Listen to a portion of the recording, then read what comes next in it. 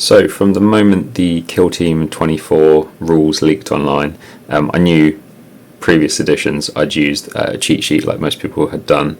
I think Chrono Decay and a few others put out some really good stuff. There's lots of people that have contributed to the community and presented some really good documents. One of the things I always look for is the ability to edit and update on my own. So I was really keen to grab something that I could tweak myself. So in this instance, I figured, hey, look, the rules are out there. I'll pull together my own cheat sheet this time around. Shared it and got some really good feedback. With the hope sharing it is largely selfish, to be honest, because I want to use this, so I want it to have as much correct detail as possible. So my view was kind of put it out there, make sure people have access to it, and then if they catch any mistakes, well, it benefits me too. I put out this initial version, which was this is version 1.12. After some revisions, it was the first time I got to print it. Unfortunately, the printer I have access to can't push right to the corners, but you can kind of see how it fits on an A4 page. And a couple of things were noted. There was a video by Glass Half Dead which commented on this as well. Really appreciate the feedback. So essentially, the way that I laid this out initially was that I wanted to not have to flip this page. I didn't want to flip it at all, basically. So I tried to make it such that even if you did flip it to gain access to some of the other information, a lot of it was repeated. And that way, let's say you flipped it to this page because you needed something that was over here. You actually then didn't need to flip back if you wanted to find out what the special rule was for a particular weapon. So even if you were going over to find something out about the different sequence versus the new kill zones, you still had all that information primarily still repeated. But one of the costs of doing that is that the text is quite small, so finding stuff quickly is a little bit hard. And so, as was intended, I had set up a GitHub so I could do versions, basically. There's always a link to the GitHub itself at the bottom right of the page in this little section. So if you click that, you'll see which version you're currently on and which version the GitHub's on. You'll always know whether you've got the most up-to-date copy with any revisions or mistakes corrected. So this was one of the first versions. I've since, based on the feedback, updated to this version, which you can see by comparison, text is a lot larger. To be honest, I could probably do with even making it a bit smaller, but I think we'll leave it here for the time being, and maybe look at some spacing adjustments in future, just to make things a little bit more visually clear.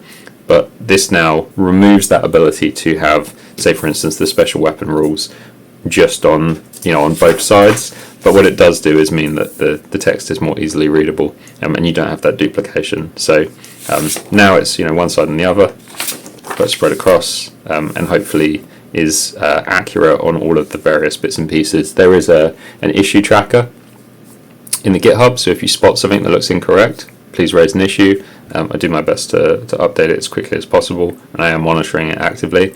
I wanted to put this out now just because probably when the FAQ drops, which should be very soon, I will do an update if there's any changes to reflect anything mentioned in the FAQ. And as ever, you got a link to the GitHub, which I'll hop over to showing just briefly in a moment.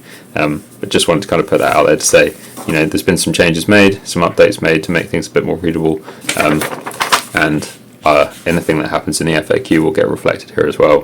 Because it's all version controlled, you've always got access to it to see what the most recent, most up-to-date version is in the GitHub really easily, and it's baked into the document itself. So just briefly hopping over to the GitHub page, I'm on a mic now, so hopefully you can still hear me okay. Basically, as you can see, the GitHub stays up to date. This is what the link from the document itself, if you're opening it as a PDF, will take you to. And in here, you've got access to any planned changes that are on the table, a place where you can raise issues if you want to note anything that is incorrect. And in fact, you can see I've had 2 already so far that have been addressed, so that's really helpful. Thank you to those people. The other thing I've tried to do with this is that what you've also got here is an ODG file and any assets that are used in the document itself. So if you do want to go off and change this, you've got the capacity to do so. All the files are there that you would require if you wanted to do that. I have been making for myself a tablet format version of the document. it fits a Kindle that I use, but it's not something I'm actively maintaining. Once the FAQ comes out, I'll probably do an up-to-date version of this as well. But as you can see, it's the actual version that's on here is quite out of date relative to the main version. The other thing that I have done as well is also put in basically versions for the MPOs as well, if you wanted documents for those. So I think this will bring up a preview. There's some things on here with some core rules. If you just wanted to put an MPO sheet on a page and have the priority and stuff like that too. So definitely, if you want to keep track of it, it's all here.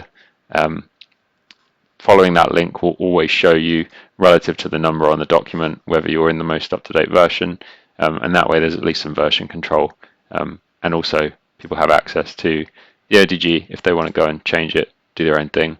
So by all means, take it, edit it, do what you want. Thanks.